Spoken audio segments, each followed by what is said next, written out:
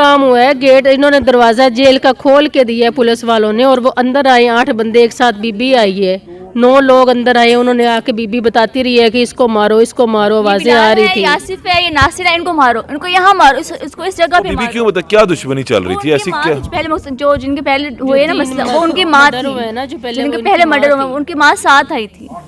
अच्छा, हाँ जी, निशानदेही करवाई है? निशानदेही करवाई उसने। आप लोगों ने बात पुलिस को बताई है? हाँ जी बताइए, हमने सबको बताया हमने।